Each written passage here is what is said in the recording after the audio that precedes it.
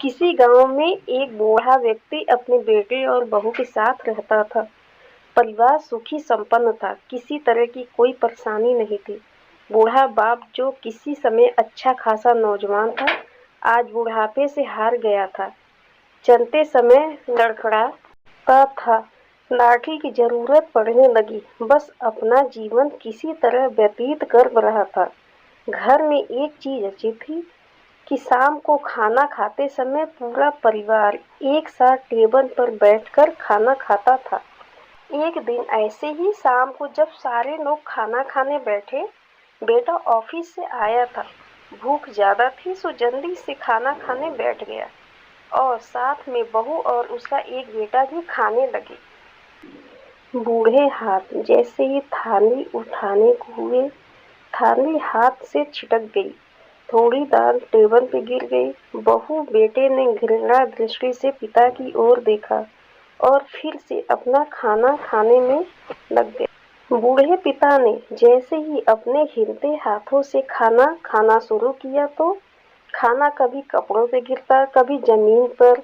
बहू चिढ़ते हुए कहा, हे राम, कितनी गंदी तरह से खाते हैं। मन करता है इनकी थाली किसी अलग कोने में लगवा देते हैं। बेटे ने भी ऐसे सिर हिलाया जैसे पत्नी की बात से सहमत हो। उनका बेटा यह सब मासूमियत से देख रहा था।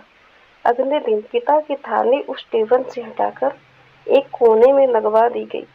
पिता की डबडबाती आंखें सब कुछ देखते हुए भी कुछ बोल नहीं पा रही थी।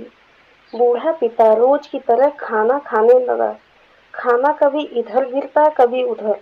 छोटा बच्चा अपना खाना छोड़कर लगातार अपने दादा की तरफ देख रहा था। माँ ने पूछा, क्या हुआ बेटे, तुम दादाजी की तरफ क्या देख रहे हो और खाना क्यों नहीं खा रहे? बच्चा बड़ी मासूमियत से बोला, माँ, मैं सीख रहा हूँ कि वृद्धों के साथ कैसा व्यवहार करना चाहिए। जब मैं बड़ा हो जाऊंगा और आप लोग बूढ़े हो जाओगे तो मैं भी आपको इसी तरह कोने में खाना खिलाया करूंगा। बच्चे के मुंह से ऐसा सुनते ही बेटे और बहू दोनों कांप उठे।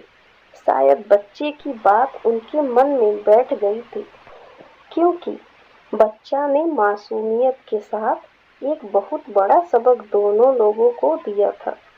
बेटे ने जल्दी से आगे बढ़कर पिता को उठाया और वापस टेबल पे खाने के लिए बिठाया और बहू भी भाग कर पानी का गिलास लेकर आई कि पिताजी को कोई तकलीफ ना हो।